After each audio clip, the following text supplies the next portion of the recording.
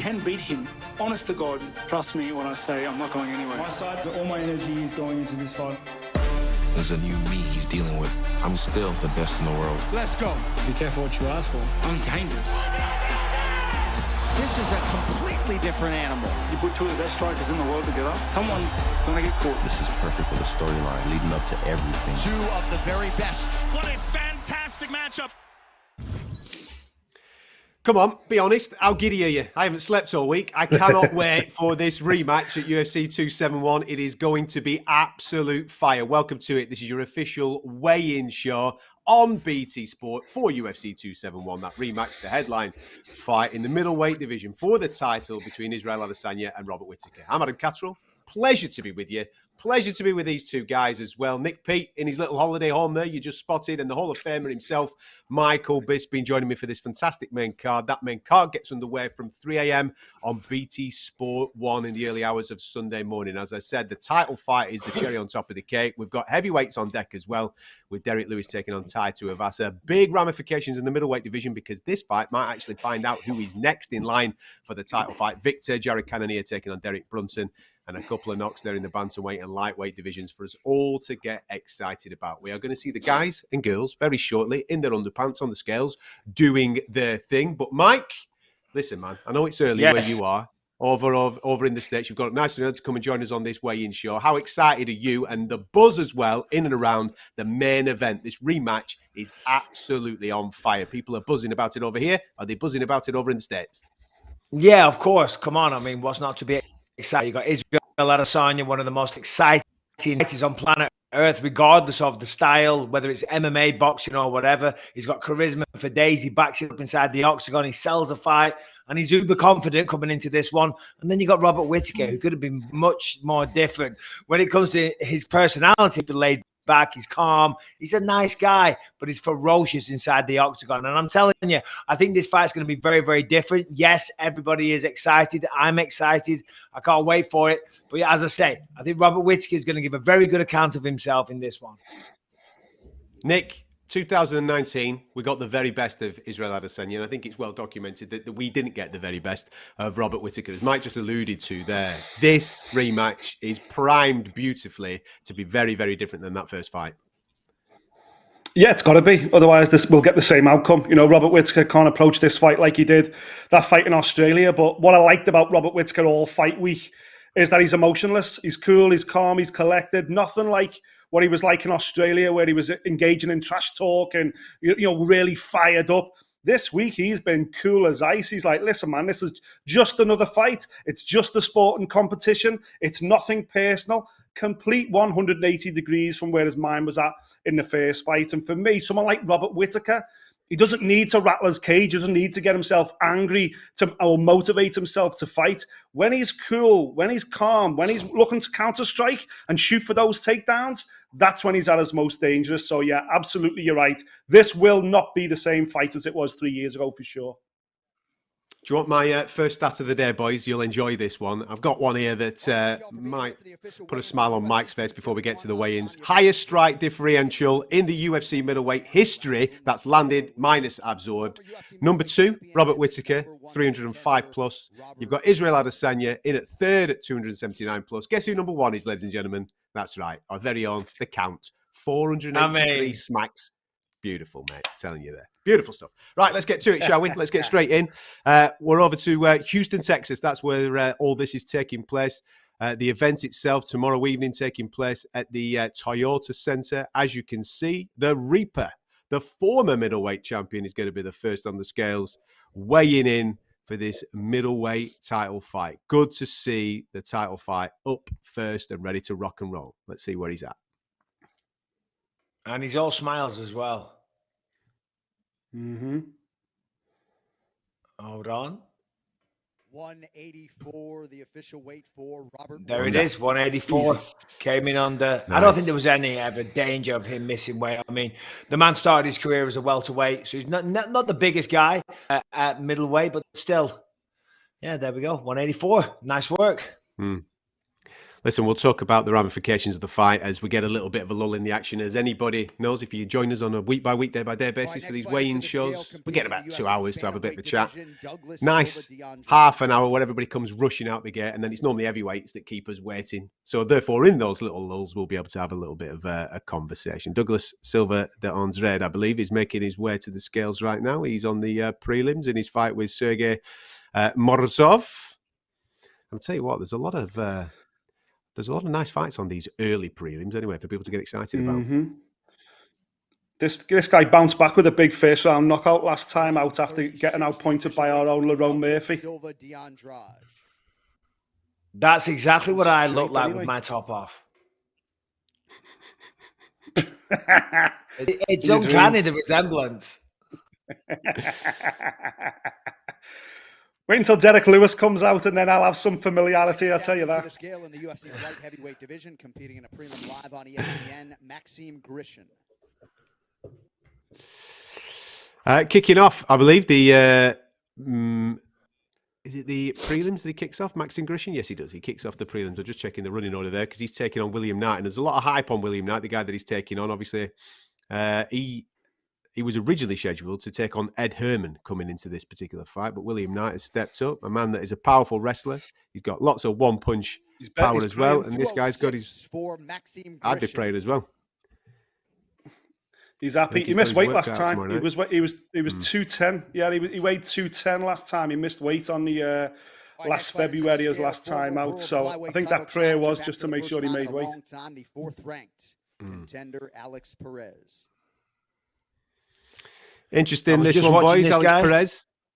Yeah, well, I was just going to say, this is the first time that we've seen him, isn't it, since his unsuccessful title shot. He rose to fame. Everybody was high on him, Mike, but he just fell short, and we haven't seen him since. Yeah, as I say, I was just watching him this morning, him versus Juicy Formiga. That was the fight prior to losing the title fight. And in that one, he looked sensational, very fast, obviously chopped the calf of Juicy Formiga, got a first-round stop. He's dropped him multiple times with leg kicks. So he's been away for a little bit, but this guy is great to watch, very fast, high output. 2 pounds over the flyweight limit. Oh, he's missed it. 2 pounds over. Two over, and he's here nice and early.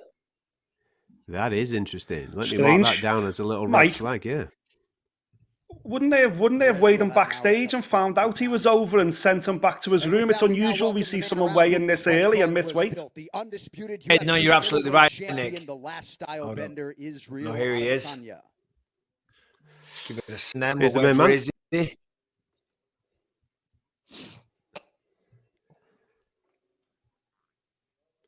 For those just joining us a little bit late to the stream, 4 minutes in, Robert Whittaker was the first on the scale. He came through nice, 1 pound under.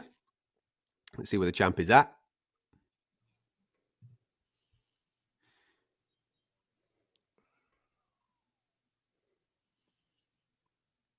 The suspense is killing me. 184 pounds, the official weight for the champion, Israel Adesanya. Your UFC 271 main event is now official. There was never any danger that he wasn't going to make weight. It's kind of like Robert. He's not the biggest 205. I mean, he is tall. He's got a big frame, but he's not the heaviest. Nah.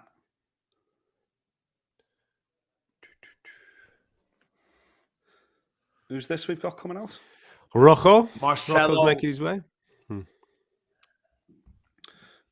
Yeah, taking on Kyler Phillips on the main card. Another one of Moreno's teammates based down in Mexico. Quite a few of these South Americans have found home there. Mm-hmm. Yeah, to your point a moment ago, Nick. Yeah, generally they check your weight backstage, make sure you're on weight, and then you go out there. So maybe there's a little discrepancy with scales going on. Who knows? Unusual to see. But I find that hard to believe. In the first 5 minutes. Yeah. You know what I mean? Would he have insisted, Mike, would he insisted on weighing himself knowing he's heavy because he's got to go away and put the work in? Just at least he's been on the scales, maybe? Well, I mean, that is a possible theory, but you don't get endless attempts. You know what I mean? So if you know you're over, you don't really want to waste. Eventually, the commission will pull you and say, right, okay, you just haven't made it. You can't keep getting on and having official attempts. I'm not sure what ruling is. It might be 2 or 3, I think. I'm Our not next sure. fighter to the I scale think it's competes in 2, the light if I'm heavyweight honest, on division, the official Water scale. Buffalo Fabio Chiron. Sorry to keep pushing the point then. Does that suggest that he's not going to try and make weight? That he's gone, listen, I can't get any more off. Well, I'd rather just weigh in 2 over. That's me done. Well, that is a good point, Nick, because maybe that is the strategy. You know, like Israel Adesanya was saying in a picture, I believe. Remember, he had a word with Dana White. He said, these people are coming in. And I'm not saying that he did this. I'm just saying the fact that you said that. And I saw that clip on Instagram last night of Izzy talking to Dana saying, these people are coming in. 30% is not enough. We've got to find them 80% because they come in heavy and then they're weights. Now, I'm not saying Rojo did. Sorry, who was it? Who was it that missed weight? Not Rojo. Who was it? Help me out here, boys. Perez missed weight. Oh, there we go. Yeah. Maybe he just like, he knows his body and he's like, I'm done. I cannot physically get any more out. Trust me, I've been spending the last 3 hours trying and it's, you know, because the body can't give up anymore. So maybe you're just throwing the towel in for want of a better expression. This is my tip for one of the best ones on the early prelims, boys. Alex Hernandez taking on the Renato Marcano, who's about to make weight. Hopefully.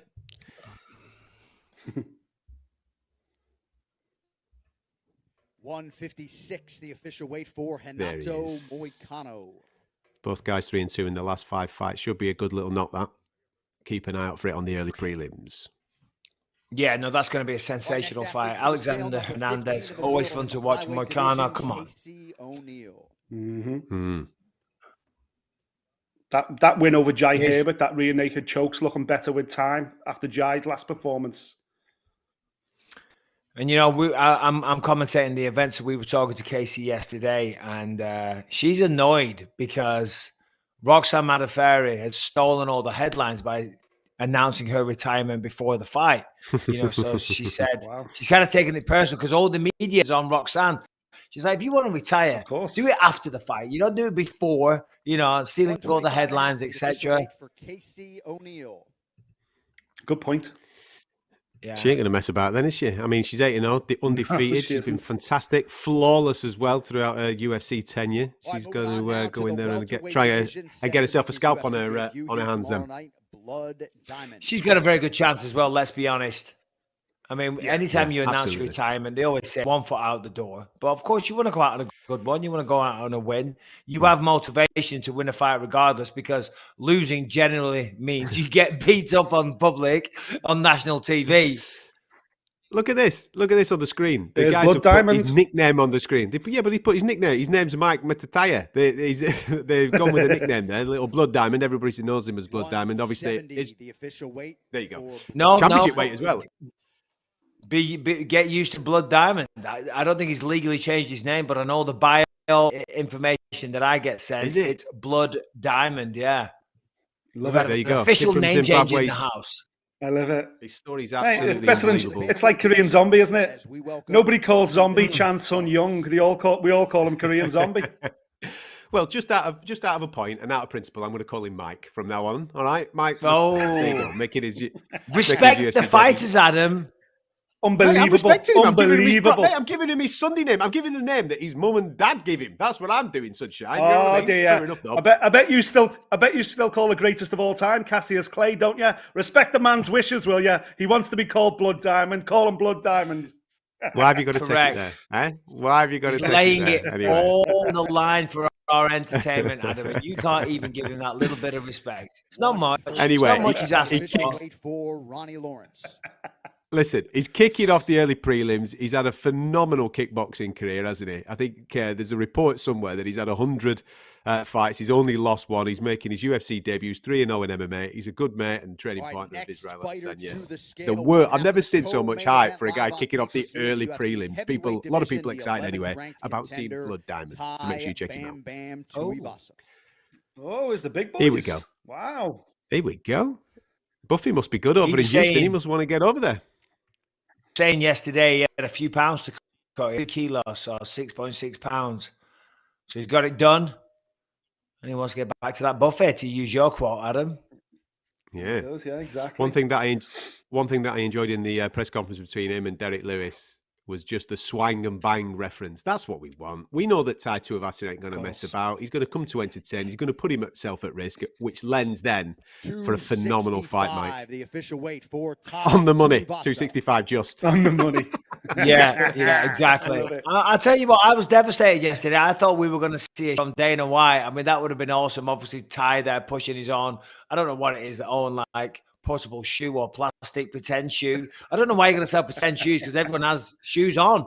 But yeah, no, it's great. I mean, what a great fight. Two characters. And they're being Mike, nice and friendly on the... Go on. I'm going to say, are you doing the in-octagon interviews tomorrow night? No, that'll be DC. Oh, which I'm right. devastated about. Because I'm devastated. I would have done... I'm way ahead of you. I would have done a shoe with him 100%.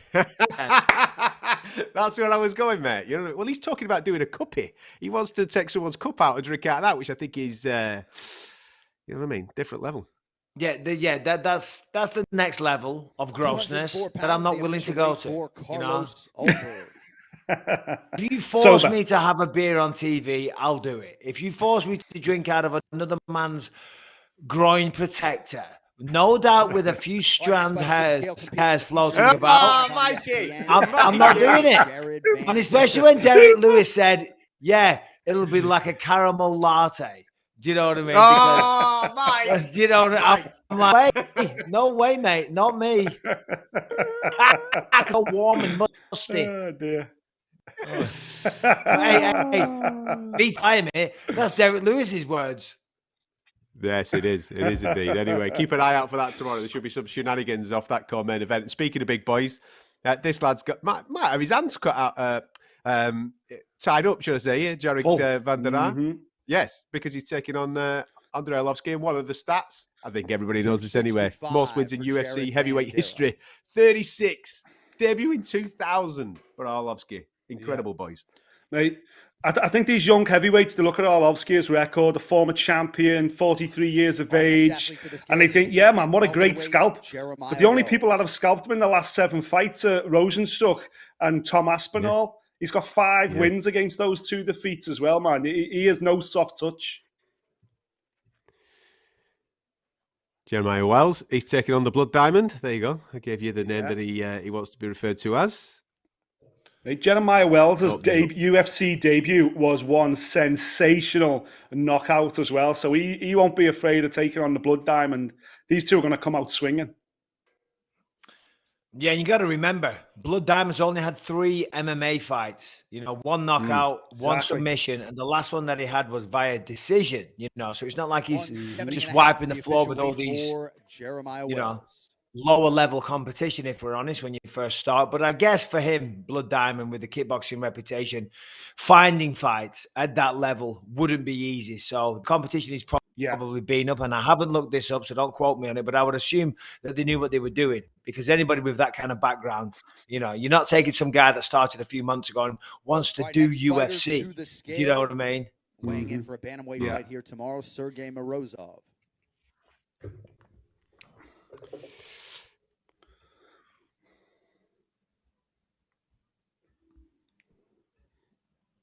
Sergey Morozov. Sergey.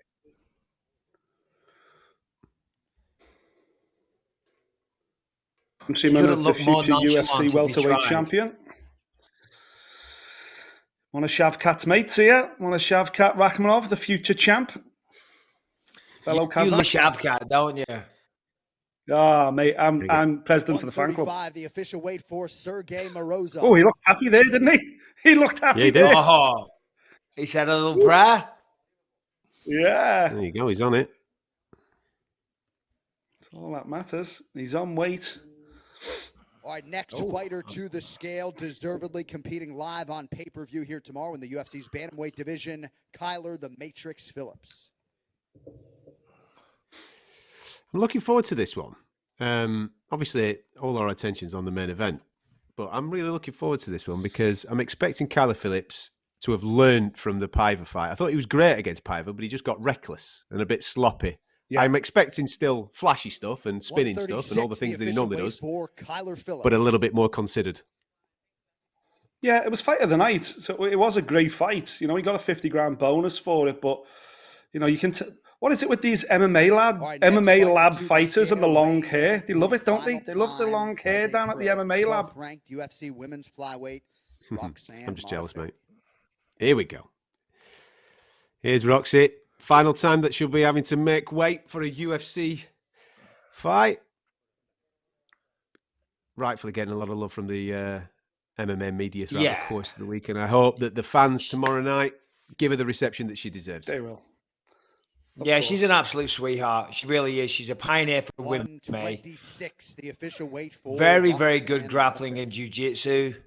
Always a smile on her face. A good example, you know, for the mixed martial arts community. Yeah. Bless her. Career. Incredible. Go on, off your pop now, Roxanne. Right, leave off. Come on. What are you playing at? What are you playing at? You're not built for this, love. Get out of here. Go on. Off your pop now. I love it. Mike, quick one on this fella. Jared Cannonier obviously taking on Derrick Brunson. Derrick Brunson undefeated in 5 since his defeat to Israel Adesanya. We know that Cannonier's faced Whittaker before and come up short. Middleweight, he's been pretty impressive. And if you look at his shape there, I mean, blooming heck, this guy used to fight at heavyweight. Would you say that if he puts on a show-stopping performance that he would be next in line for the victor of the main event, Mike? Yeah, well, he's got a very good chance. Him or Brunson, if they can steal the show, if they can get a finish and say the right thing on the microphone, they could be very well next in line because Sean Strickland kind of dropped the ball last week. I spoke to Izzy yesterday and I asked him about Sean Strickland and he said, listen, I'm not against fighting him. He would sell the fight. He would talk all that smack. And to be honest, it would be easy money. I just think in terms of fan reception and appetite for that fight, after that performance last week, whilst it was a solid victory over a tough opponent, it didn't set the world on fire. So to your point, yes, Jared Cannonier, if he gets a good win and Derrick, either one of them is probably next in line. Yeah, it's a funny one, I think, that fight.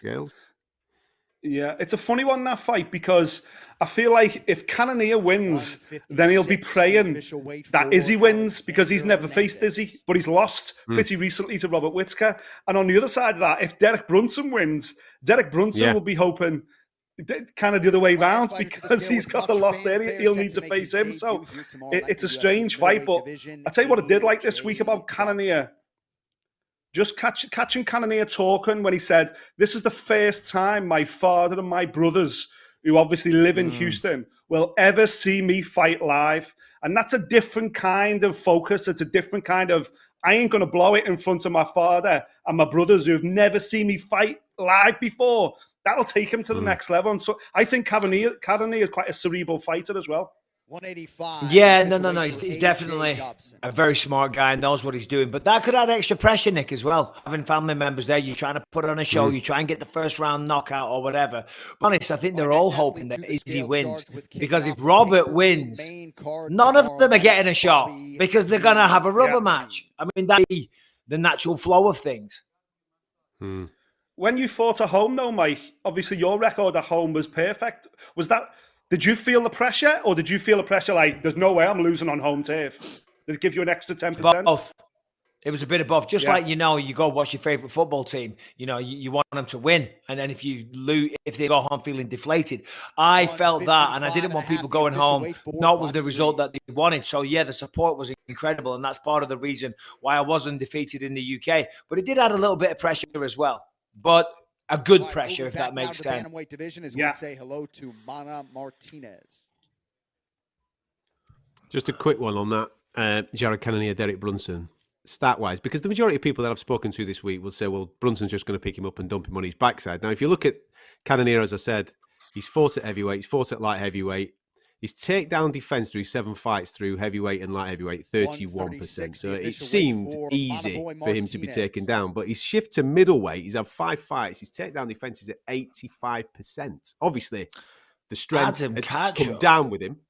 There you go. I'm just saying, mate. You know what I mean? It's not going to be easy for Brunson to take this fella down. I'm writing that stat down. When he's walking out to the octagon tonight, I'm claiming that as tomorrow. I'm claiming that one for my own. And yeah, to your point, I was just watching him versus Gas night. And, you know, Gastelum can wrestle. Maybe not quite as dependent on the wrestling game as Derrick Brunson, but still, he's a formidable wrestler. And Cannonier, and Gastelum got in deep many times around the Cannonier. Just had the ability, strong hips, strong hooks to just throw him off almost every single time throughout a 5-round fight. It's going to be interesting to see what the game plan is for Brunson as he approaches that. He's going to have to mix it up. Anyway, it should be a cracking fight in that middleweight division. We're still to wait for Blond Brunson.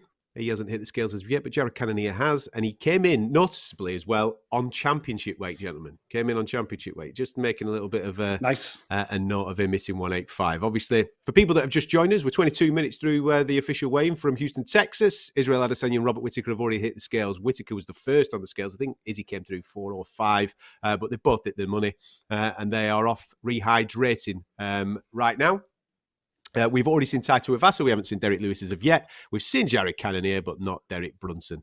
And the only other fighter from the main card that we're waiting for is Nasrat Haqparast. We're still waiting for a few off the prelims and a couple off the early prelims, which sets us up nicely for a little bit of a chat here, boys. And I think we should actually get stuck into this main event because loads of people are obviously excited about it. This is what fight sports is supposed to look like. There's no point in doing immediate rematches when there's been a conclusive ending to a fight. Let the challenger go away, dust himself off, and earn the opportunity once again. And Robert Whittaker most certainly has done that. We said right at the start of the show, we're expecting a very different Robert Whittaker to be walking to the octagon tomorrow night against Israel Adesanya. Gentlemen, you both made your predictions in our preview show earlier on this week. Has anything that you've seen being around it all this week, Mike, changed your opinions as to how this fight might play out tomorrow?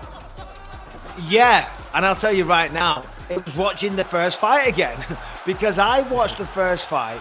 Sorry, I watched the first fight live. What I remembered in my mind was that Robert was lunging in from too far. That Izzy made it look easy to fight, and I think the reason I thought that is because essentially he did knock him out at the end of the first, and then finished him in the second, nice and early. But it was a lot closer than what I remembered, and Whittaker did a good job of getting in there, and he did land some shots, and he did look very, very dangerous. He had a high output. And of course, this time, I think he's going to use a lot of wrestling. So, yeah. And then, I mean, listen, surprised me. I knew Izzy would come in uber confident. He'd been coming in talking smack, disregarding Robert's skills and stuff like that, because that's what he does. And Robert, on the flip side, is just cool as a cucumber, just sitting there, taking it all in stride. So nothing in that regard surprised me. But the only thing that surprised me was my recollection of the first fight. Nick, you mentioned a moment or two ago how cool and calm and collected Robert has been this week with his interviews, the way that he was at the press conference yesterday. Has he impressed you? Has he got you locked in that the Reaper is going to regain his championship tomorrow?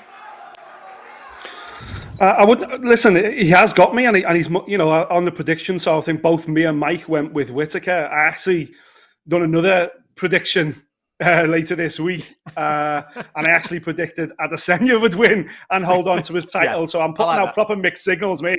I'm hedging me bets big time.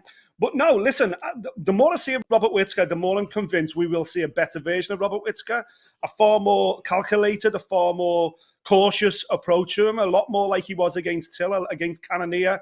A lot of stuff on the back foot, trying to wait Izzy to make Izzy commit. A lot of feints, obviously shooting for the takedown and combination as well, putting 3 and 4 punch combinations and kick together with takedowns. I think we'll see a lot of chain wrestling involved. And the way his mindset is, the way he's talking, so relaxed, it's just a fight, man. It's fine. It's just a competition. I like that mentality for him. But I also just can't get away from the fact that Israel Adesanya finds a way. And some fighters do find a way. I think you even mentioned it on the preview show, Adam. He's got a habit of finding a way to win. He does it consistently. And I think in this fight, when it comes down to the crux, he's just got that little bit too much arrogance about him, that swag, that when it comes to middleweight, he knows he's powerful, he knows he's got the range, and he absolutely knows he's got the skill set. And that mentality is so powerful. And he's already in Robert Whittaker's head, somewhere deep inside his head. He knows that Israel Adesanya can hurt him. And I think so, Mike. Look at the end of this first round. This right hand that drops him, boom. That was the finish. At the end of the first round, there was a right hand. That was a left hook. That was early in the second round. That was a big, big moment. And as much as Whittaker's gone away and reevaluated his whole fighting thing, when it hits the fan in there, when we get to rounds 4 and 5, I don't know whether that might just start creeping back in again. Those power shots might just start rocking him a bit too much. Listen, Mike, I've got a couple of more stats for your broadcast tomorrow night, mate. Right, you're going to enjoy this. Good. And this kind of backs up exactly what you've just said about the first fight actually being a lot closer than you originally remembered, because Robert Whittaker's only been outstruck significant strike-wise 3 times in his UFC career. Twice at welterweight, one of which was against one of my favourites, Wonderboy, and only once at middleweight. And it was in that fight, but it was only marginally. Only by 8 strikes, which kind of insinuates that it was a lot tighter than we all remember. We all remember the finish, don't we? But the fight itself was an awful lot tighter. Now, a lot of people keep telling me Jan Blachowicz has laid the blueprint down of how to go and beat Israel Adesanya. Okay, yeah, fair enough. Easier said than done. But then when you actually look at Izzy's takedown defense at middleweight, he's up at 80%, which is pretty solid for a middleweight when you're taking on half-decent wrestlers. And if you look at the takedown accuracy of Robert Whittaker, he's down in the 30s. So it's not as cut and dry as everybody seems to say. I think maybe we've all got carried away with the resurgence of Robert Whittaker. Don't get me wrong, he's been brilliant from that defeat to where he's at right now. But I think maybe we're just discrediting just a touch Israel Adesanya and how good this guy actually is. Well, allow me to retort with some stats of Mr. Catterall. Okay? Let's go, baby. Because prior to the Whittaker fight, to the Adesanya fight, the first one, Whittaker had only completed takedowns in the UFC. Since that fight, he's completed 6 takedowns, 2 against Darren Till, 4 against Kelvin Gastelum, his very last fight.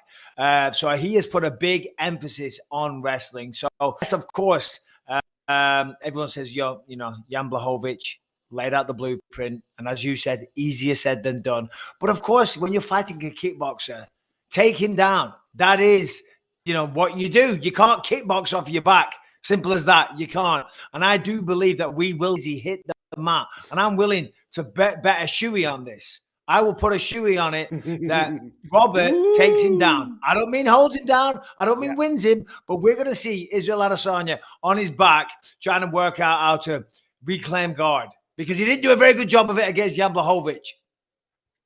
Yeah. Coming to a bar in London near you, ladies and gentlemen. Yeah, exactly. A shoey. I think one thing that we should mention, though, one stat is Jan Blachowicz is 3 or 4 inches taller than Robert Whittaker. Yeah, that's the point. And on fight night, he's probably 25 pounds heavier as well. So there's a big discrepancy there, yeah.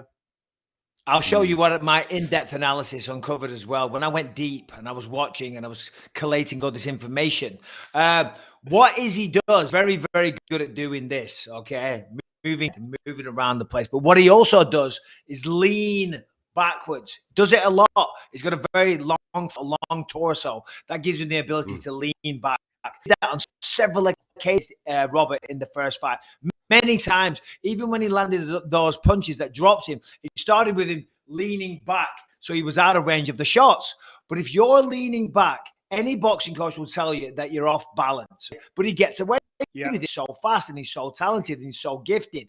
But when you're leaning back like that, never mind just being off balance. If Robert just drops his little bit and just grabs hold of those skinny little knees, he's going to go over. It will be timber in the octagon. And don't tell me that Robert hasn't seen that. I'm sure he's watched that fight back. I'm sure his coaches have fight back. So I think we're going to see him go in, boom, boom, boom. Oh, there it is. Just give him a little pop because he's off balance already. And he's got away with it so far. But Whittaker, yes, he's smaller than Jan Blachowicz, but he's more dynamic and he's faster. And he's not exactly a weak guy. And as I say, when you're that off balance, you just need a little, just a little push over the edge and off you pop. There you go. Listen, it's a captivating fight, and I'm sure you got your thoughts on as well. As you are watching us debate it, please interact. You know where we are. You can get in touch via our Twitter and our Instagram feeds. You're looking for BT Sport UFC, and obviously you can just leave your comments here in the YouTube channel as we're streaming this around the world. If you just joined us, the main event has weighed in. Both guys are on weight, and we will be getting a title fight. We are obviously waiting for a few more fighters. We're only half half an hour through everything that is coming to us from Houston, Texas. So that's why we're getting stuck into some of the big topics that are connected to the world of UFC. And if you want any questions answering, you're more than welcome to ping them into us, and we'll get them up on screen and we'll have a little bit of a chat about them. Boys, I wanted to flag up whilst we have a little bit of a break in the action. Kamaru Usman is who I wanted to bring up. Obviously, we've seen this week he has gone under the knife. He's had some corrective surgery done on one of his hands. So therefore, he's currently out of action. But him and his team have said that they are looking to return International Fight Week, first week of July. In previous conversations, Kamaru Usman, Dana White have also said that the next in line for this man will be our very own Leon Edwards. International Fight Week, Mike. Leon Edwards, Kamaru Usman, that's the knock, innit? That's what we all want to see. And that's where we're going to be. Book those tickets right now, Maxi baby. Yeah, listen, come on. Number one, it's been all but confirmed. I mean, they haven't signed contracts yet, but that's the next fight. And what a spotlight for Leon Edwards. International Fight Week does get a lot of attention. You know, in the past, they've had 2 or 3 fight cards on in one week, which, of course, all ends with a big pay-per-view. So, you know, good things come to those who wait. You know, and Leon has had to wait, and he's played the long game. He's kept knocking off the victories. He's kept beating opponents. He's kept stoking the fires and saying, I am the number one guy. I'm the guy to beat Usman. And he's finally got it on the biggest stage possible. You know, I mean, maybe a Madison Square Garden, you know, something like that could have topped it. But International Fight Week, it doesn't get much better. So, yeah, after a long, long wait, he's finally getting his due. Date for your diary for British fans is first week of July. That's when International Fight Week is. Nick, I just wanted to bring up with you, because I know that you've been vocal on this in the past, and he's given a couple of interviews recently, Kamaru Usman, about this situation, about moving up in weight to middleweight at some point. Obviously, we don't want him to do that before International Fight Week because we want him to fight Leon Edwards. But he said countless times, I'm not doing that when Israel Adesanya is the champion at middleweight. Should friendship halt legacy, in your opinion? No, it shouldn't. But then, you know, it's easy for me to say that because I'm a fan. You know, I want to see these guys produce their very best. And I actually think that if Kamaru Usman and Israel Adesanya stay champions for a while and they continue to refuse to face one another, I think long term they will regret it. I think when they hang up their gloves, you know, I doubt they'll be spending the holidays together long into the distant future. Yeah, they may remain friends, but they can remain friends and still fight. It might even bring them closer together. I don't know. But in terms of Kamaru, you know, when you think about a fighter that's starting to lap people in his own weight division, and we're in a sport now that when you have the GOAT conversation, which we love to do, of course, like most fans, part of the prerequisite to be in the GOAT conversation now is increasingly becoming being a 2-weight world champion. That is almost, you've got to have done that to almost be in the conversation. So I think Kamaru Usman, for his legacy to go down in history, he needs to move up. I think personally, he needs Robert Whittaker to win here and Israel Adesanya to get injured and be out for 6 months, which would open the door for him to jump up and win the belt back and surrender it and do whatever he wants to do. I don't know. But, you know, his legacy, he needs to win another belt in a different weight division. And unless the UFC are going to introduce a 175 and drop this to a 165, I don't know, man. That's all if, buts, and babies. All I do know is right now he could move up and be a real contender in the middleweight division. And the fact that he isn't, because his countryman is champion there, from a fan's perspective, I'm like, come on, man. He doesn't pay your mortgage. He's not going to define your legacy. He gets to move up. Why aren't you moving up? Even his manager believes me as well. Ali Abdulaziz, his manager's like, man, I want them to do it. Yeah, and the thing is this, every weekend almost, there's a UFC event. And guess what? On those UFC events, you see a lot of Americans fighting Americans, okay? And then we don't really have it so much as UK guys fighting UK guys because the depth of talent isn't there.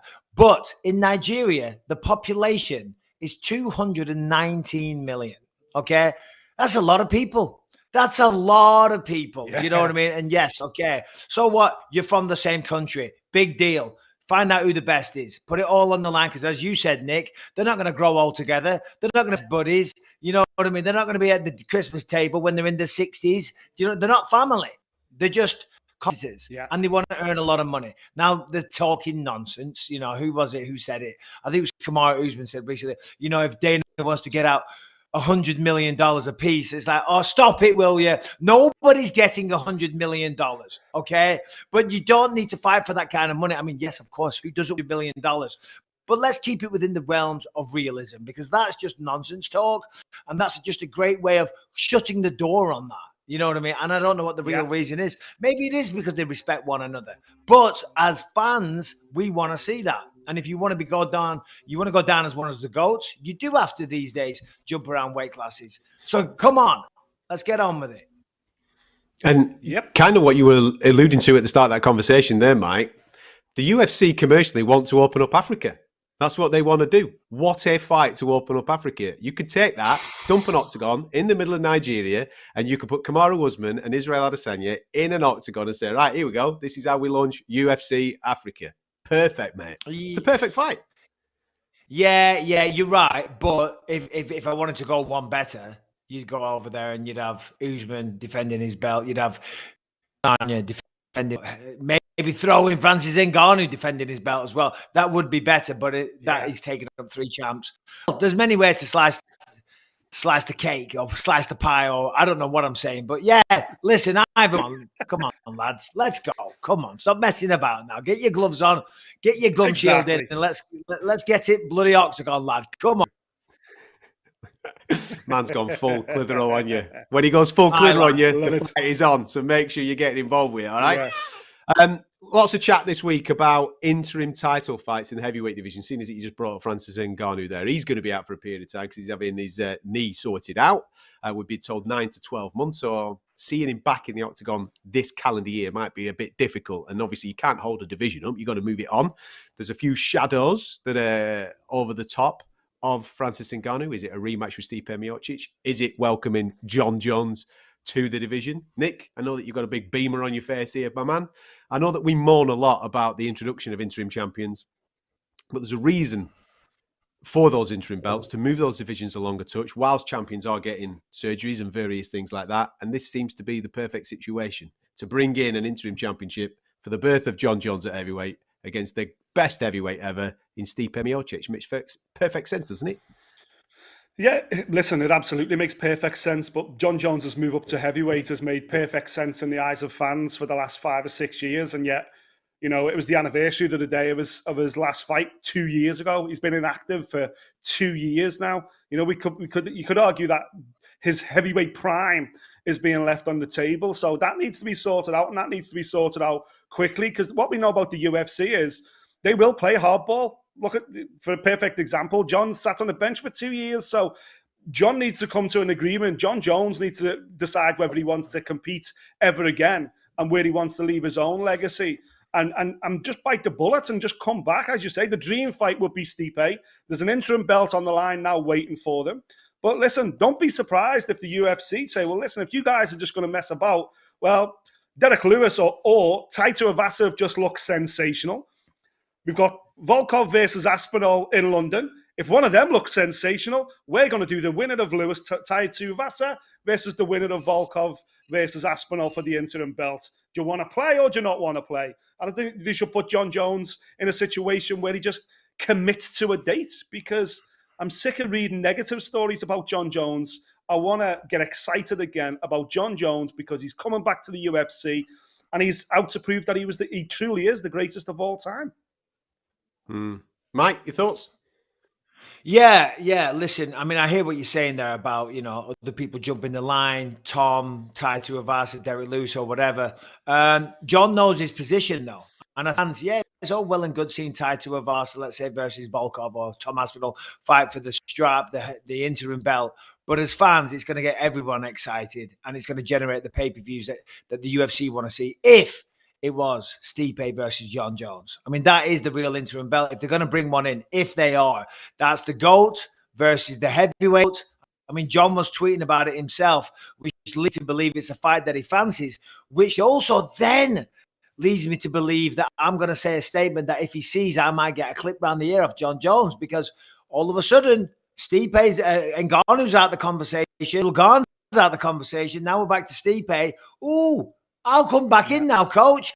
Put me in. Well, you weren't saying that a minute ago, were you? Do you know what I mean? What's changed? And I'm not saying that he's being a little coward, because John Jones is the greatest mixed martial artist that we've ever seen. But Francis is a very scary man. And now he's out the equation and Jones is talking about coming back. I don't know. I'm just throwing the facts out there. Might be a few more quid in a fight with John Jones as well. You never know, mate. It might be a financial thing. You never know. Anyway, hopefully we're just having a laugh, we can John. get it. We're just having a laugh.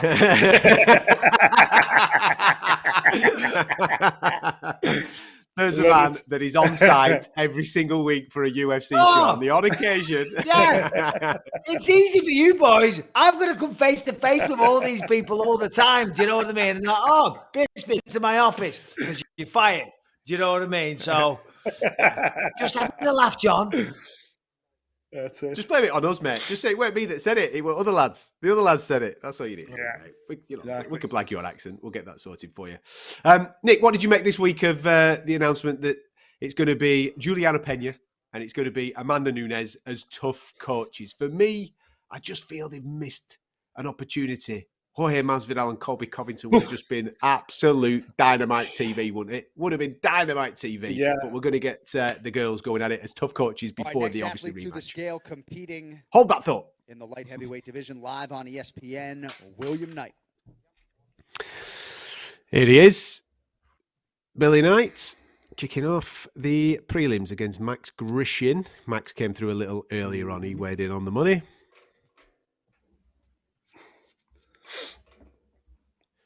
And for those that are just joining us, the main event has already gone through. We've already got the main event in the bag. There's only Alex Perez so far. Quite weirdly, within 4 minutes of the weigh-ins opening, he weighed in 2 pounds over. Normally you get missed weights at the end of a weigh-in. But here we go. Will Knight stepping in for Ed Herman. And he's looking for his 4th UFC win. Powerful wrestler, 1-punch knockout power. Just a bit. 9 knockouts on his record. Look at the size of him.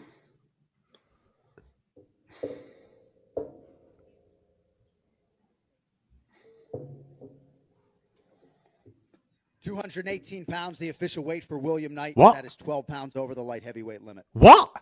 Jeez! What? What? 12 over. Wow. When he said 208, he said 218 then, didn't he? Jeez! Wow. 12 over, isn't it? 12 over light heavyweight. That is absolutely insane. It's almost a stone overweight. Wow.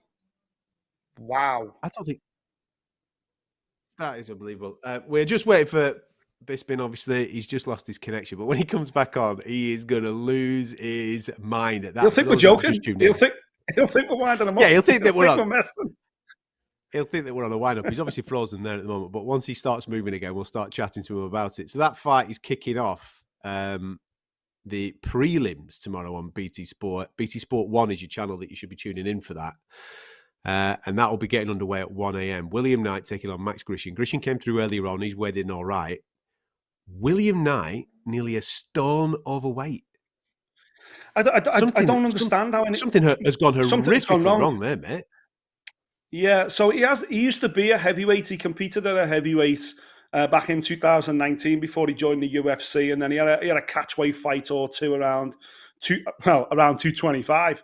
But obviously, he's been a light heavyweight since then. Last couple of years, he got into the UFC's Dana White's Contender Series as a light heavyweight.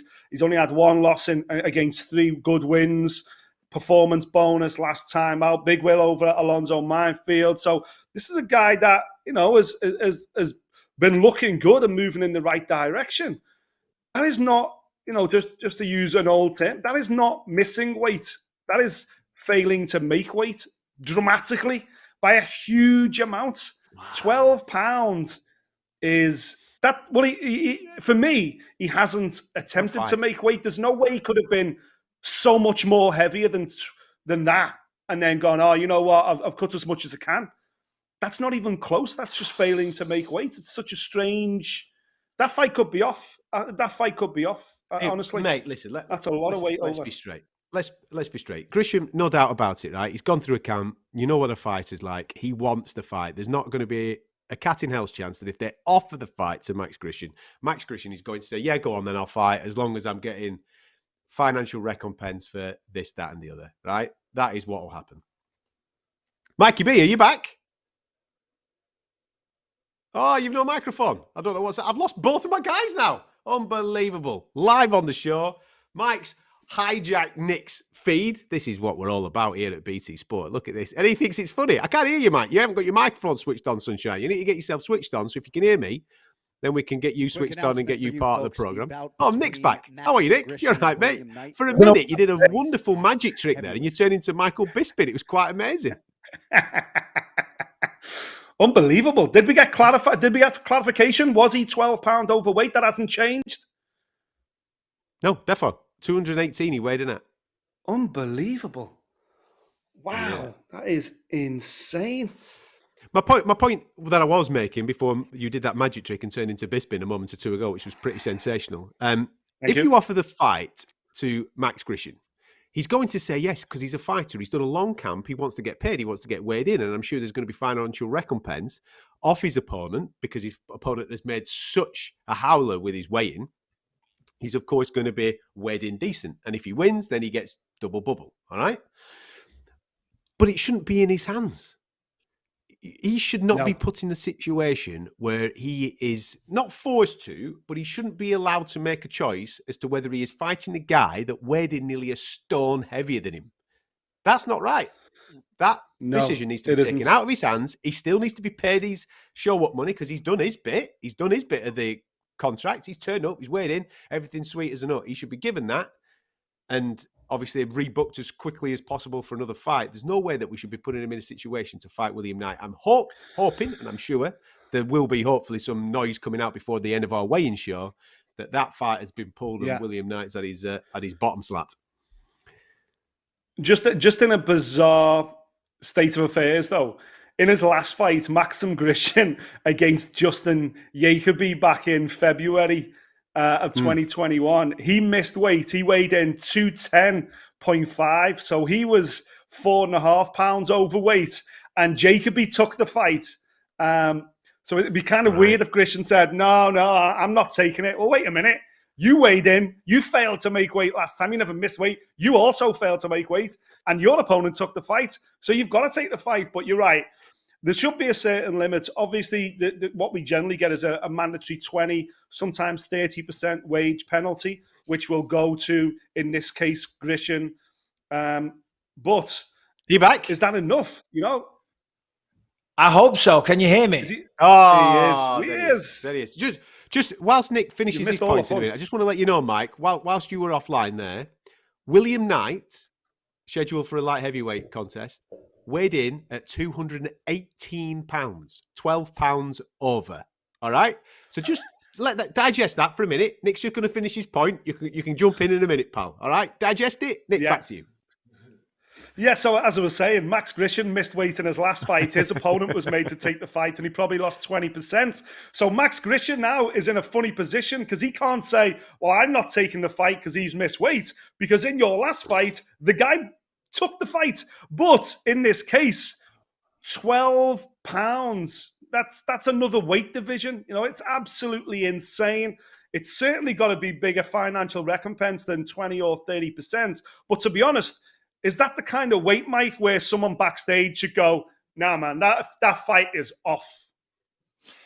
Well, you're absolutely right. Unfortunately, due to the wonder of technology, you can actually see how good looking I am now, as opposed to just seeing a bunch of pixels. So I'm happy for the viewers. You know what? You're absolutely right. If this was boxing, I don't think that fight would go ahead. I mean, you guys would know more about that than me. But in mixed martial arts, you know, there's how do I put this? It's not that it's a carefree attitude, but the willingness to just throw down and say, screw it and let's fight is a little more regular. You do see this type of thing, because if you use your brain and not your heart, if you're a manager, you should be saying, right, hold on a minute, no wait, this is off the table. You know, he hasn't respected the sport, he hasn't respected himself, and he certainly hasn't respected his opponent. He's coming almost a stone heavier. He's not even close. And I know he took it on short notice, but when you take a fight on short notice, yes, all right, you saved the day, you stepped up, but you still have an obligation. You still have an obligation and a responsibility to show up on weight.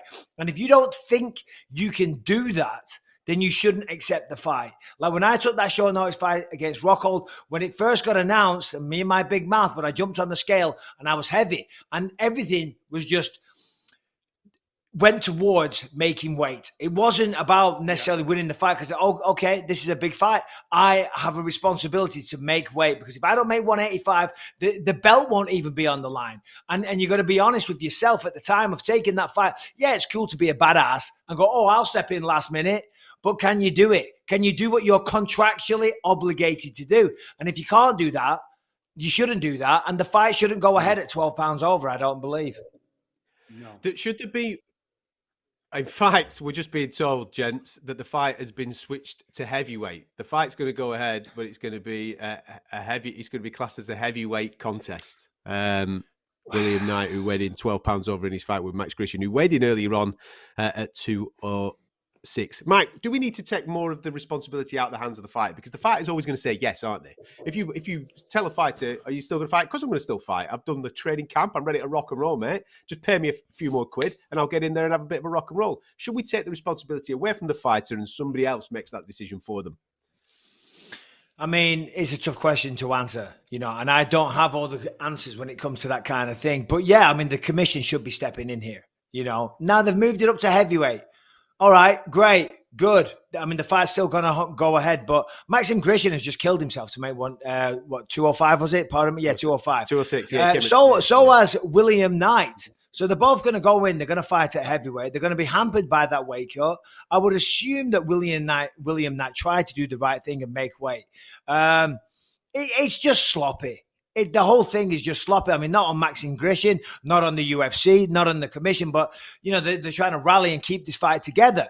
William Knight dropped the ball in a big, big way. And to be honest, yes, I think they need to set a precedent. And I'm not telling the UFC what to do. My word, I'm just a knucklehead myself. And I'm sure there's very good reasons to counter this argument. But I think if the UFC or the commission do start saying, right, that's it, fight's off, you're not getting paid, then it says and sends the message that there's consequences.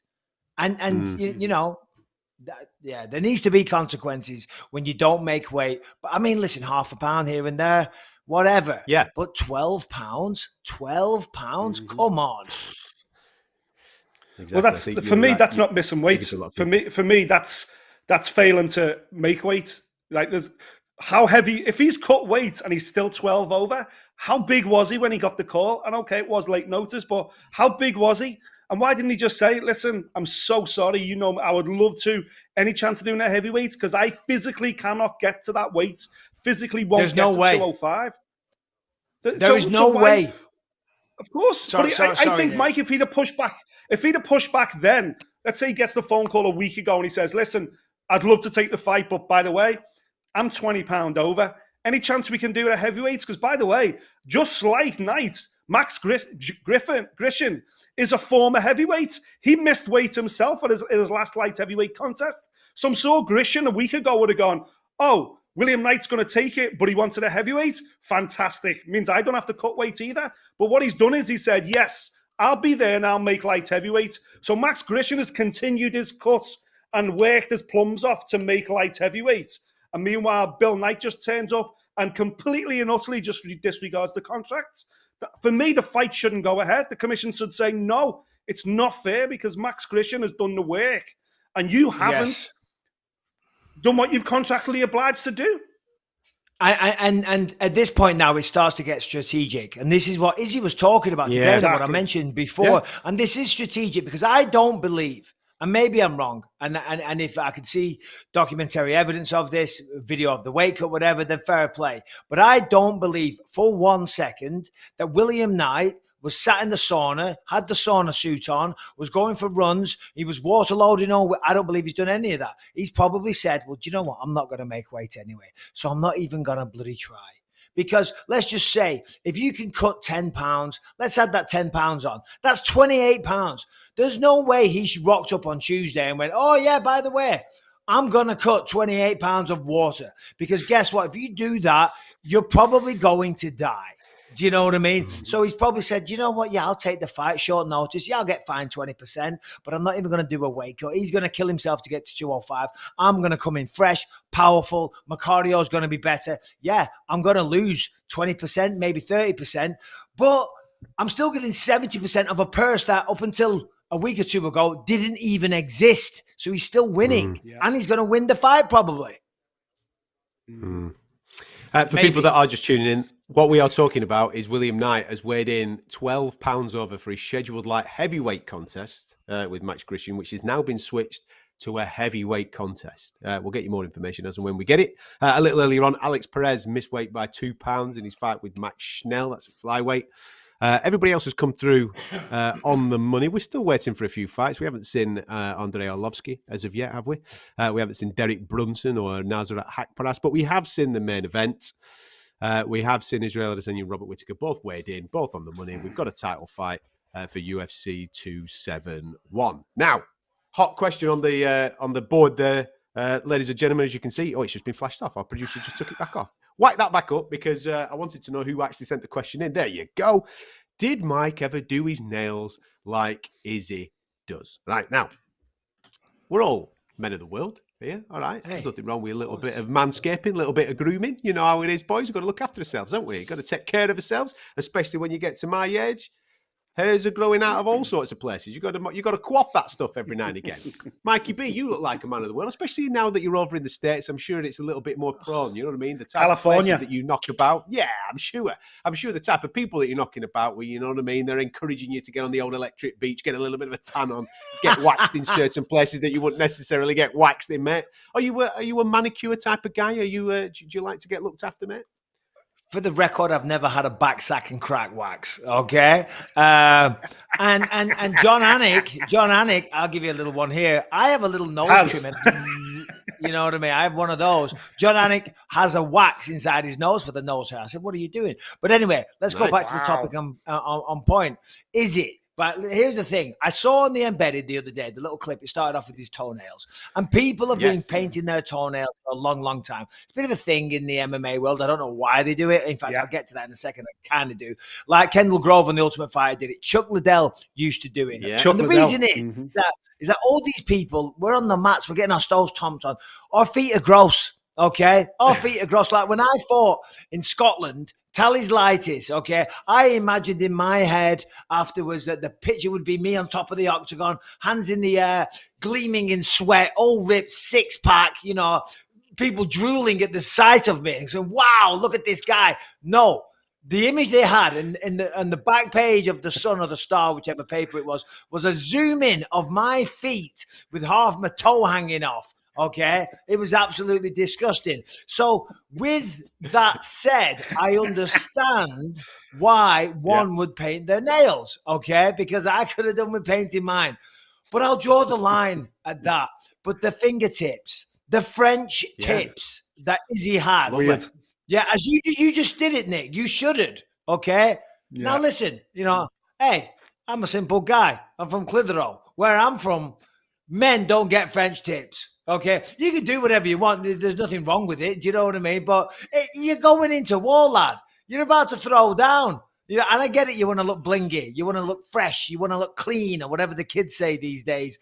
But that's just taking it a step too far, in my opinion. Do you know what I mean? I was like, but also at the same time, it's trolling Whittaker, isn't it? Do you know what I mean? It's like, look, you're about to get, and I don't care. I mean, God bless him. God bless him. It's just not for me. It's not really my style. But hey, each to their own.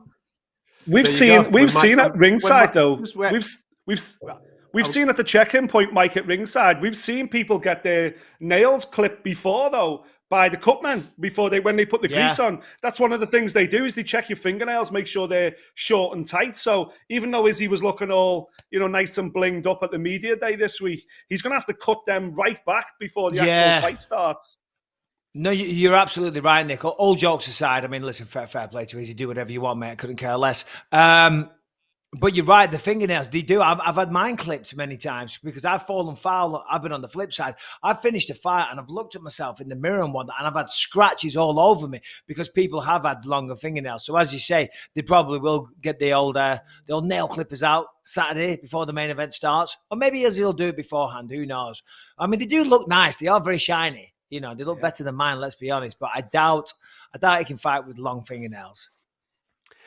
Listen, if there's any beauticians watching the show right now, this would be great. If you could get in contact with us, because obviously Mike's going to be flying over for UFC London. That'd be wonderful. If we could just arrange something, maybe whilst we're doing the live weigh-in show from UFC London. Yeah?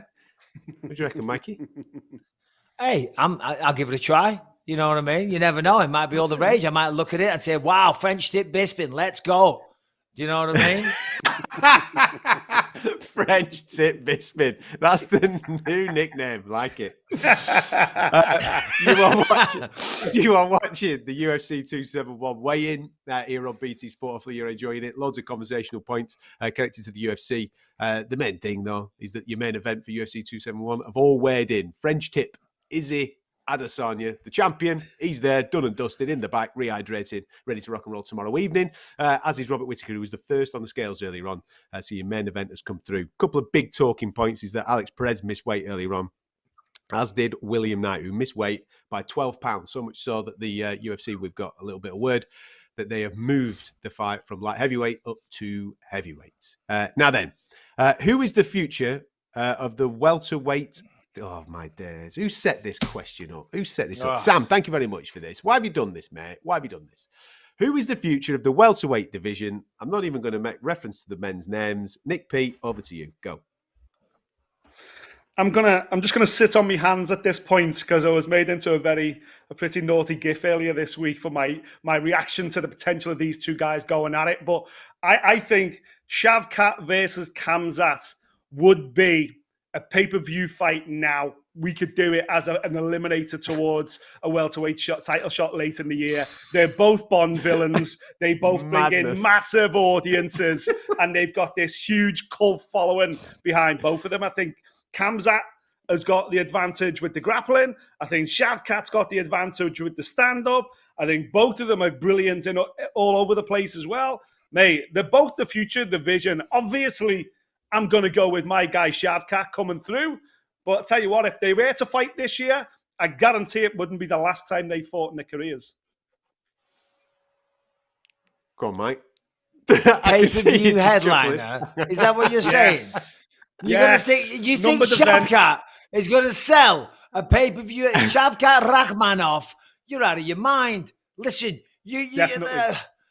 listen, he's very good. He's got legitimate skills. He's 15-0 with 15 finishes. My word, that is fantastic, okay? But I only just learned how to say his name. You know what I mean? Let alone sticking him on the main event of a pay-per-view. Do you know what I'm saying? There's no way that'd be the lowest pay-per-view that the UFC had ever did. Listen, he has all the potential to be a big star. I love the way he fights inside the octagon, and the talent should do the talking, and it will eventually. It's just a little bit soon yet, Nick. Just a little bit soon. Shavkat versus Khamzat is an incredible fight. I would like to see that one. It would be great. But the only person selling that pay-per-view would be Khamzat, okay? Because Rakhmonov, no one knows. That doesn't rhyme, but no one knows who Rakhmonov is. Rakhmonov, no one knows. No one knows. Amazing. The good thing about it is, Nick, I don't think you're gonna have to wait too long, are you? Obviously, because Khamzat is highly ranked. He's chatting about making a fight with Gilbert Burns. That gets him right up there when he's talking about welterweight gold. And then you've got Rakhmonov, who has been ranked this week, so he's right at the bottom. But he's there. Normanov is there. So therefore, his next fights are going to be against ranked fighters. And if he can move at the same pace that Khamzat was moving at, you're only 12, 18 months away from maybe seeing those boys going at it, aren't you?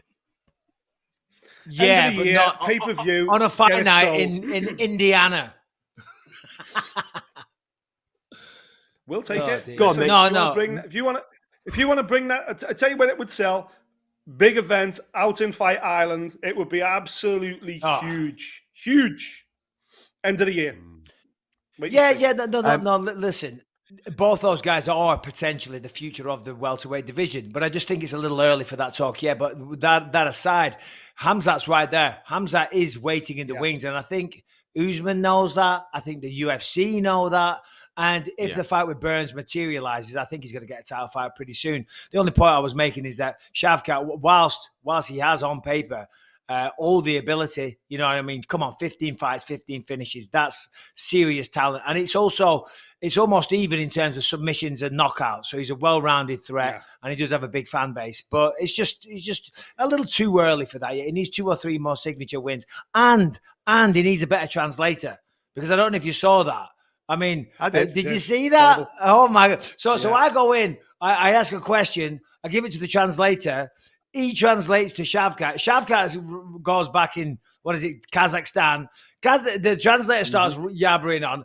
5 minutes later, they're just having a conversation in Kazakhstan. I'm sitting there, I'm like, English brother, hey, hello, you're leaving me standing here on TV looking like a proper Wally. Okay, can you translate, pal? You are not getting $50,000 performance of the night bonus. Come on. Get Mikey B one of them hats. That's what we need next time. Get him a Shavkat hat. Get him in the octagon. Job done. Mate, I'm telling you now, put me in as Shavkat's translator. I won't be able to speak Kazakh, but I tell you what, I'll sell the pay-per-view on his behalf. Put it that way. No problem. Good lad. Good lad. Listen, Joe's been in contact with us. He also hates Disneyland Mike, just in case you want to get yourself in any more trouble with the lovely people that employ you, but we'll steer clear of that. Any advice, seeing as that you've been there, done it, and got the T-shirt for the girls that have been announced this week as the tough coaches this year? What advice? I mean, go in there knowing that this is a hell of a schedule. It's crazy. It is. I've coached it twice because you have fight announcements, then you have weigh-ins, then you have a fight. Then you have fight announcements, you have weigh-ins, and then you have a fight. And in between all that, you're training the rest of the team. You're training twice a day. As the coach, then you're going to do what's called confessionals, where you sit in front of the camera and you talk about what's been going on. So obviously they can edit it all together and actually have a TV show. So you think, oh, great, look at this. I'm going to be a coach on The Ultimate Fighter. I'm going to go to Las Vegas. I'm going to be on TV. Yeah, you're going to work. And then on top of all that, you're actually getting on the mats as well and training with these guys. And you do get emotionally invested in the men and the women fighting. You do become friends. I mean, I still stay in contact with a lot of the people that I coached on there as well. But just know that emotionally and physically, it is a heavy toll. It's a big job and it's a big undertaking. Also, though, a tremendous experience. It is. I mean, I've got such great memories of being involved with The Ultimate Fighter. There's a lot of stuff that doesn't make the airwaves, you know what I mean? There's a lot of shenanigans goes on behind the stage, and just know that if you, I remember, what was it? Dana White gave me some great advice, and I can't swear, do you know what I mean? But there was swear words in it because I acted in a certain way that wouldn't be, look very good on TV, shall we say? Do you know what I mean? And Dana White said, look, listen, if you don't want to look like a bleep on TV, don't act like a bleep on TV. Yeah, because I was like, Dana, we've got to edit this bit out. Come on. He's like, Mike, listen, if you don't want to look like a bleep on TV, then don't act like a bleep on TV. If you don't do it, we can't use it. And I'm like, yeah, can't really argue with that logic because I am a bleep.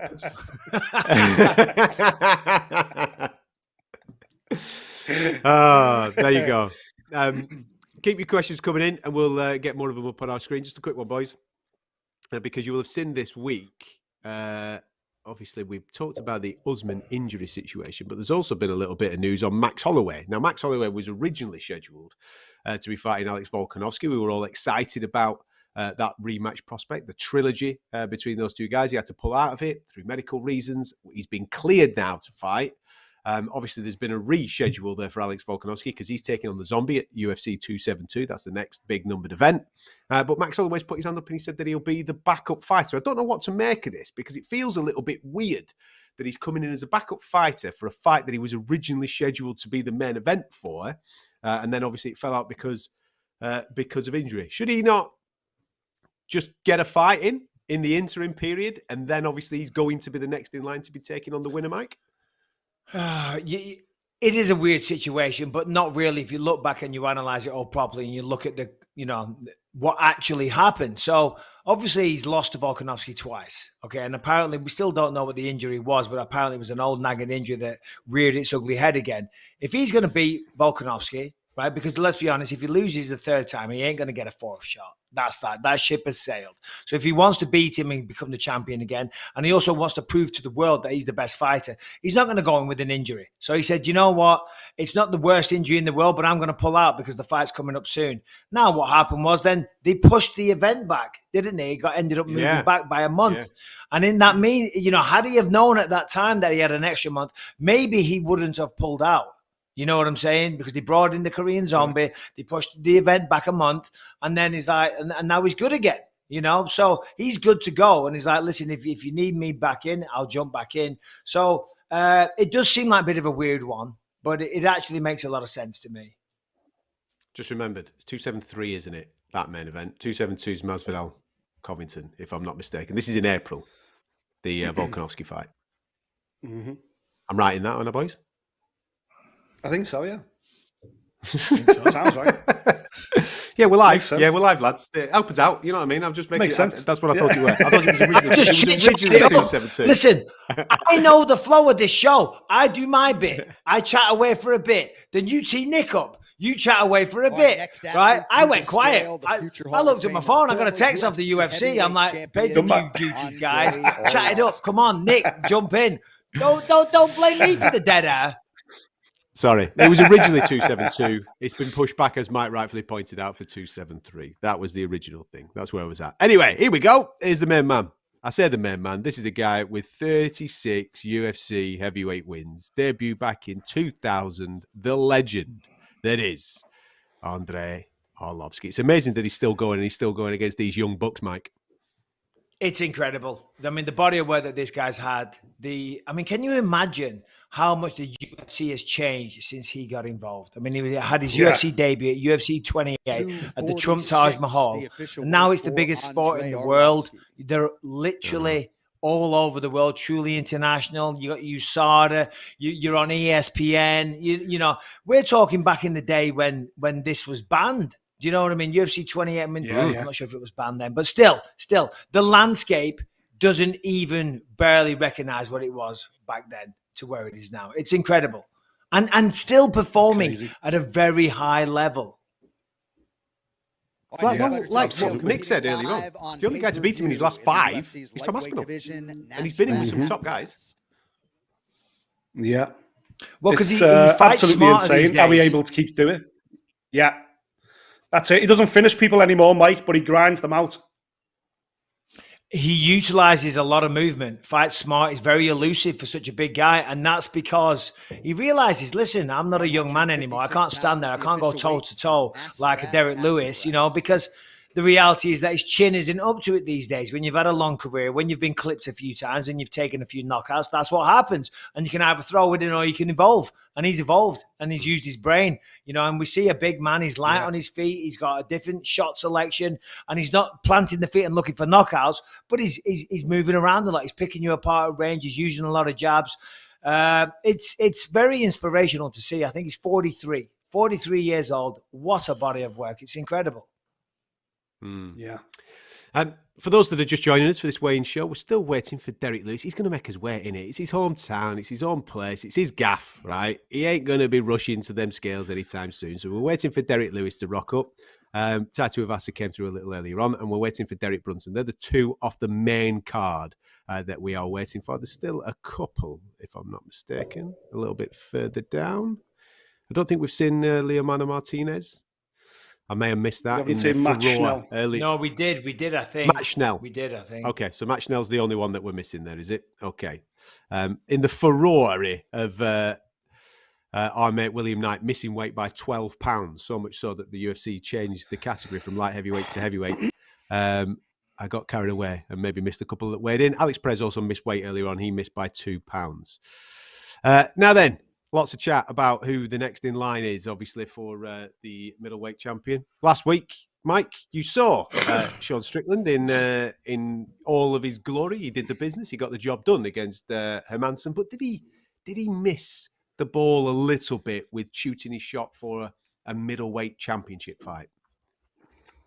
Yeah, maybe. Listen, it's not easy to win at that level in the UFC. And he went out there and he had a good performance. It was a clear 49-46 victory. Should have been across all three scorecards, but that one judge needs his head looking at. Weird. That's a different discussion. But Sean won. But it was a pedestrian, workman-like performance. It wasn't the most exciting thing. And, he wants to fight for the belt. Of course he does. Why wouldn't he say that? So I respect that, but he's not going to get it. Paulo Costa, to answer the question from Dan One, thank you, Dan, for chiming in. I think that's the next logical matchup. Paulo Costa needs a fight. He needs a victory. He needs to get back in there. Costa's sitting out saying he is not fighting anybody else other than Marvin Vettori because he didn't like how that one went down. It's like, well, sorry, mate, Paulo Costa, you don't get that right. Because for Marvin Vettori, if he was to go through a full training camp again and readdress that fight and go up against Paulo Costa, months later down the line, what position is he in? The exact same position that he's in right now. He gains nothing by fighting Paulo Costa again. The only person that gains from Paulo Costa and Marvin Vettori going at it again is Paulo Costa. You had your shot, you blew it, goodbye, good riddance. The question was, Sean Strickland, should he fight Paulo Costa? I think that makes perfect sense. I think that's a great next matchup for Costa. And I'm going on, I apologize, almost wrapped up now. But for Costa, it's a chance to go in there against another hyped opponent, another highly ranked opponent, and get back to winning ways. And for Sean Strickland, it's a logical next matchup to really stamp, because if he can beat Acosta, then they've got to give him a title shot after that one. It's a weird division at the moment, Nick, isn't it, middleweight? Because in the press conference yesterday, obviously we saw Izzy and Robert Whittaker going back and forth with each other. A lot of respect there, of course, and Robert Whittaker's been very respectful all throughout the course of the week. But one thing that he did say is, listen, we're the top two, and we're the top two by some distance. We're streets ahead of everybody else. And you kind of got to agree with him a little bit. There's not that guy from the chasing pack that you go, 100%, that's the next guy after the title fight this weekend. Yeah, and you can't argue with that because they've got wins over all the others combined. They've probably beat everybody else in the top 10. So, that's why it's crying out. That's why I think it's wide open for a Kamaru Usman to jump up. If Kamaru comes through against Leon, and obviously, from a British broadcasting perspective, we're fully behind Rocky Edwards. But if he comes through there, I think Kamaru Usman jumps straight into a middleweight title shot. Towels out, boys. Looks like the Looks like Matt Schnell might be on his way, I think. Struggling. Yeah. Well, Alex Perez has already missed weight by 2 pounds anyway. So, yeah. He's making weight here, isn't he, to try and get that 20% off Alex Perez. Yeah. Otherwise, they won't be getting 20% each. Well, let's have a tune on in. I thought he were going to be too small to look over the top of the towel then for a second. 126 pounds, the official weight for Matt Schnell. Made it. Got himself a few quid there in the process. His opponent, Alex Perez, as Nick just pointed out, missed weight earlier on by 2 pounds. So there'll be a little bit of negotiation. He'll get himself a Brucey bonus there, and we'll see them rocking and rolling. Incidentally, Matt Schnell is on he's on a great run. He's on a 5-1 run down a flyweight. His last fight against Bontarin, he actually lost, but it was up at bantamweight because Bontarin missed weight. There's too much of this missing weight going on, man. It's insane. There really is, Nick, and it's really starting to bother me, to be honest. And listen, the sport of mixed martial arts has never been so popular. Okay, everybody wants to do it, and it's a great sport. And the training facilities that are available to people these days, it's great. The facilities, the coaches, the level of MMA is getting better and better all the time. But I think with so many people doing it, there's a lack of respect for what you have to do. And I always say, you can only control that you show up on weight and in shape. And there's almost every event. It's very rare that there's an event where somebody doesn't make weight. Don't know if you can hear that, boys, but we're just getting a little bit of news there that William Knight has forfeited 40% of his purse. He missed weight by 12 pounds a little earlier on. So he's going to forfeit 40%. The fight has been shifted from light heavyweight to heavyweight. It'll go ahead, but he's going to forfeit 40% of his purse. Again, it always comes down to finances. It always comes down to, he hasn't failed to make weight. He's just not bothered making weight. And it always comes down to finances. Let's do something else. Let we go, okay, I'll tell you what, you've missed weight by more than 2% or 5% or whatever it may be. Let's come up with a figure and then go, right, you go into the fight 1 point down. Before the fight starts, the referee's going to dock a point from you. So now you're behind in the fight. That's when we will see change. Because as the point Mike was saying then, I've been covering this sport for a long time.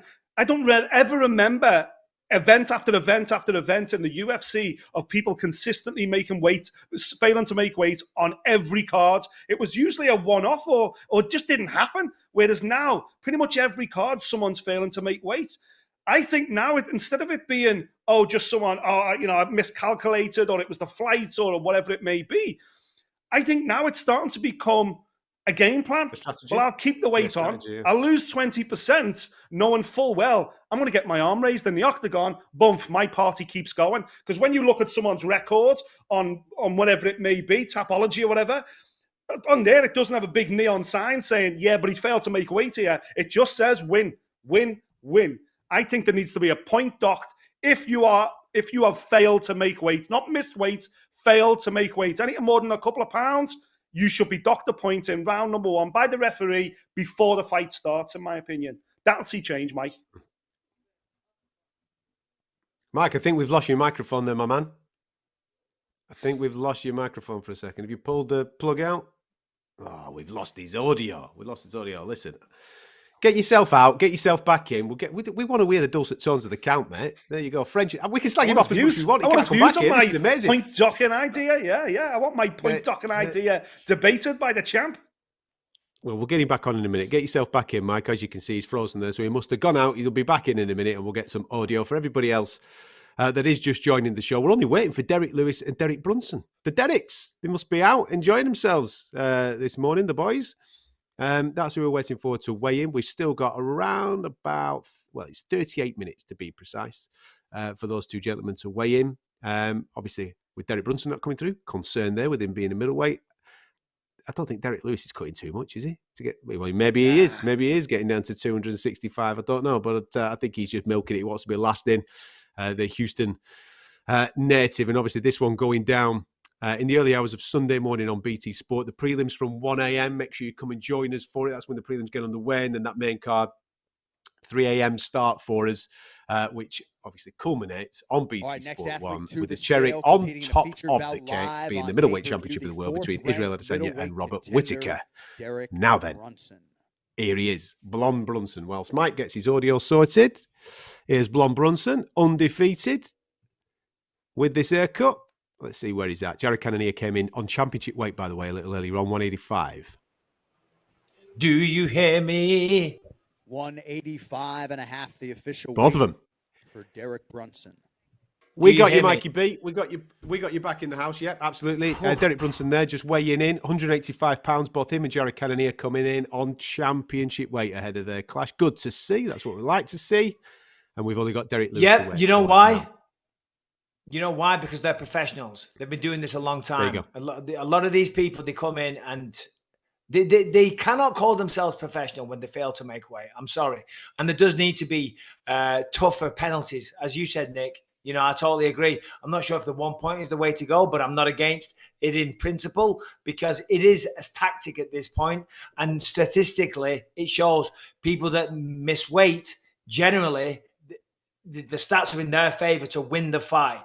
Because it is a huge advantage if you haven't killed yourself. And the whole culture needs to change as well. All these people, walking around at 160 and saying, I'm going to fight at 135. No.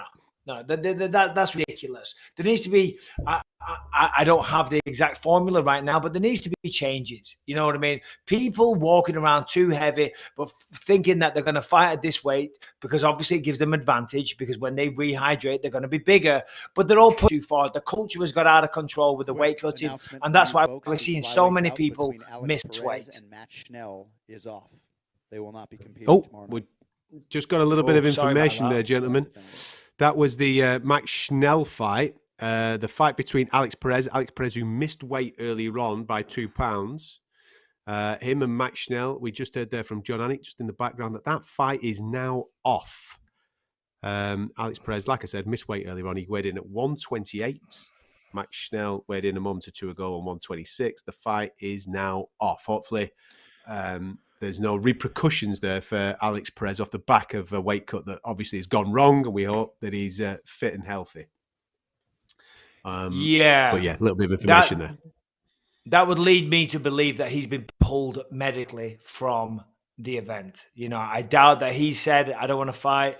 I doubt the UFC have wanted to cancel a fight, but it's the medical team backstage. He said, oh, no, I'll probably try and cut a bit more. And they're like, no way, look at the state of it. You've pushed it too far. Once again, trying to fight in a weight class that his body's not suited to.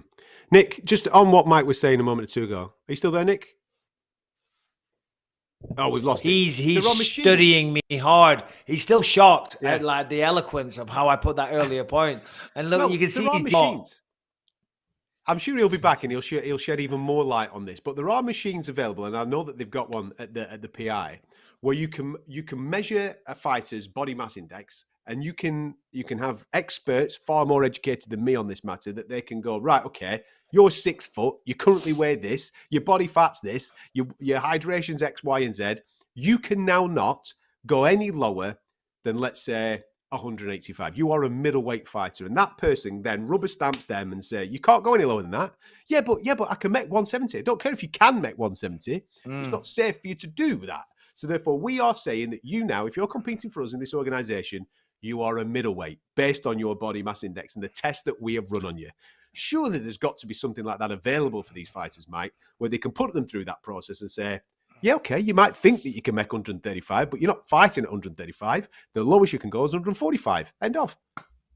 Yeah, they're not, and I'm not against that at all. Like, even in amateur wrestling, Callum, my son, he's a wrestler. You know, he can't. They have to do hydration tests. You know, at certain points of his training camp and what. Sorry, not his training camp, but during the season they have to do hydration tests because it's not safe for them. You know, and sadly, people can die when you're cutting weight. You know, let's be honest here. So not only does it affect the performance of the athletes, not only does it water down the sport, not only do fights get cancelled and people's time get wasted and fans get disappointed. The reality is, unfortunately, and touch wood, and I'm truly serious, we haven't seen this in the UFC yet. We haven't seen it, but there is examples of it around the world.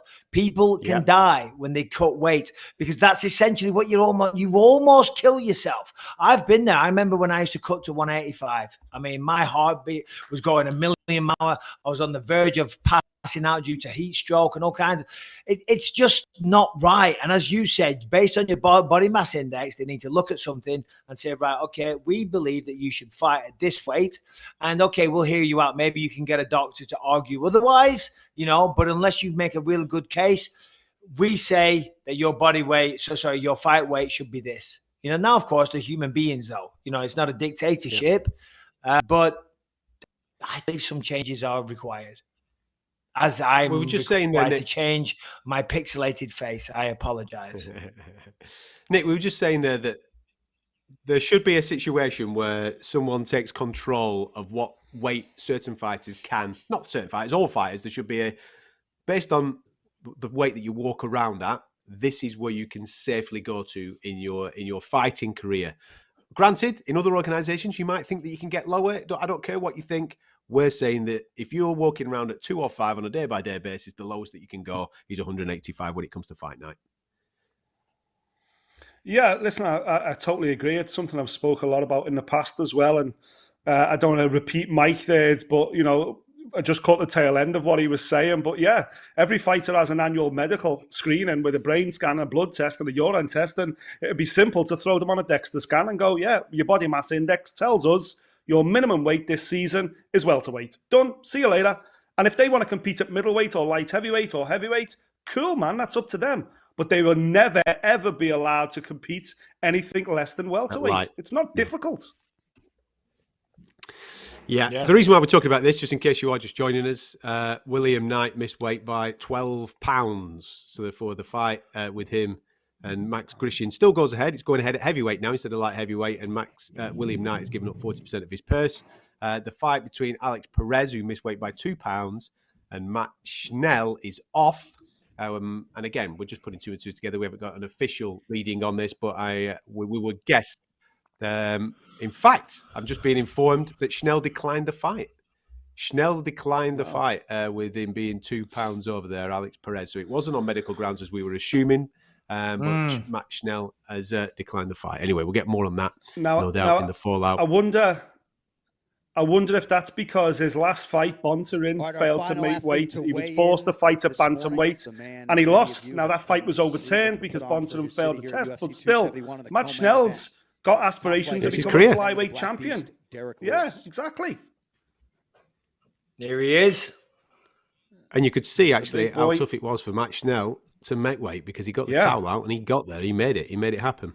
Anyway, here's the hometown favourite. Expect the roof to come off when this fella makes his way to the octagon come Saturday night.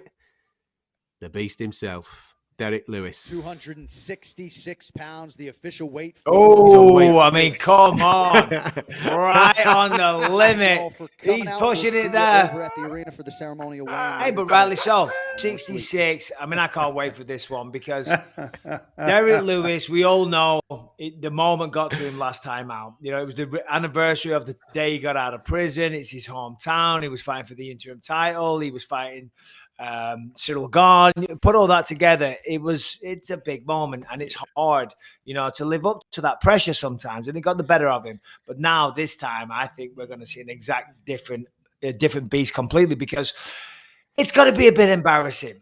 You know what I mean? You go out there in your hometown, you're the favorite, your face is on the poster, you know, and you get embarrassed, you get beat like that. And not only did you get beat, you didn't even fight. Well, listen, we know Derrick Lewis. We know the man can fight. He is a beast for a reason. He's got knockout power. And there's no way on this earth that he's going to fight 2 times in a row in his hometown like that. He's going to come and he's going to try and make it up to his fans, to the UFC public. And Taito Avas is going to do the same thing. That's why I cannot wait for that co-main event. It's going to be amazing. He's got the perfect dance partner for this particular fight. That's the co-main event going down at UFC 271. All the runners and riders have come through. They've hit the scales. The job is done. A couple of talking points of people missing weight. But the main thing is that we've got a title fight. The rematch is on between Israel Adesanya and Robert Whittaker. The rematch is absolutely well and truly on. Boys, before I let you go, obviously, you've gone back and forth on this, even in your own minds, as to who is going to win this fight. And I'm sure at the start of the show, your answer was one. It might be slightly different now that you've seen the lads on the scales and we've had a little bit of a chat about everything and taking in everybody's information that has been interacting with us on the show. Nick, I'm going to let you go first. Israel Adesanya, Robert Whittaker 2. Who wins and how? Let's go. Listen, I was all in on Whittaker last week, but the last few days, even though I've been happy with where Whittaker is mentally, the last couple of days has just reminded me of what a special kind of athlete. And you know, hearing Adesanya say, you know, this game's about diamonds, and I live for these moments and stuff like that. I just think we're going to see a vintage performance from Israel Adesanya. Now, that's not to say we will not hear the bell for the start of round 5, and it could be 2 each, all in the balance. Everything to play for. But I think if we do get to that point, I just fancy Izzy to have those critical moments that will sway the judges. So yeah, I'm going to flip-flop. I'm 180 on my call from last week. I'm actually going to go with Adesanya on points to retain his title. Mike, you're in a bit of a difficult situation, obviously, because, congratulations, my man, you are on the broadcast tomorrow evening. We'll be tuning in, listening to your expertise and dulcet tones as you call us through these fantastic fights at UFC 271. Are you allowed to? Are you comfortable with making a prediction for the main event? I mean, here's the thing. I mean, being the professional that I am, and everybody knows what a professional I am, I couldn't possibly do that. I couldn't possibly make a prediction as to who I think would be victorious in this epic battle, even though I've already predicted it on BT Sport, believe you me, and on my own personal blooming YouTube channel. But now I'm officially calling this fight. I would never dream of such. Having a what's the expression I'm looking for? I don't know. But listen, to Nick's point, it is one of those fights. It could go either way. It really is. I can make a case for both men. You know, I can see Whittaker coming in, using a lot more wrestling and taking him down, and maybe even getting a stoppage on the ground, because I believe Robert's far more far better, should I say, ground fighter in every way than Israel Adesanya. All we could see Israel Adesanya does stopping the takedowns, getting another knockout, chipping away. I mean, Izzy is such a sophisticated striker. Only 50% of the shots are to the head, 30% to 20% to the body. So he really does mix things up fantastically. You know, so yeah, listen, I was joking around a moment ago. You can make a case for either man. The reality is we don't know what's going to happen until they lock that door Saturday night, and I cannot wait for it. Yes. That's the beautiful thing about it, though. That's the beautiful thing about it. I've just got a funny feeling, gentlemen, that we are going to see the 5th round, and I think it might be even going into that 5th round. And if you're in that situation, Mike, call in that fight, and it's even going into the 5th, my days, the excitement is going to bounce through the surround sound at Catterall Towers, let me tell you. We'll hear them dulcet figure tones screaming left, right, and centre. Can't wait for it. It should be a good one. Listen, enjoy it. And if you're going to be tuning in with us, and I'm sure you are, BT Sport is your destination. BT Sport 1, the channel. 1 a.m. is when your prelims get underway, and then your main card, as you can see right there, gets cracking from 3 a.m. in the morning. All underway with that fight with Bobby Green and Nasrat Akparast, and culminating with the cherry on top of the cake. The middleweight championship of the world is on the line. Israel Adesanya, the champ, defending against the former champion, Robert Whittaker. We can't wait for it. Make sure you come back and join us on Sunday as we go through the whole review. I am sure there are going to be some sensational talking points, and who knows, we might share a shoey or two. Enjoy the fights. Chapter 1 goes to the last style bender. I can beat him. Honest to God, trust me when I say I'm not going anywhere. My side, all my energy is going into this fight. There's a new me he's dealing with. I'm still the best in the world. Let's go. Be careful what you ask for. I'm dangerous. This is a completely different animal. You put 2 of the best strikers in the world together, someone's going to get caught. This is perfect for the storyline leading up to everything. 2 of the very best. What a fantastic matchup.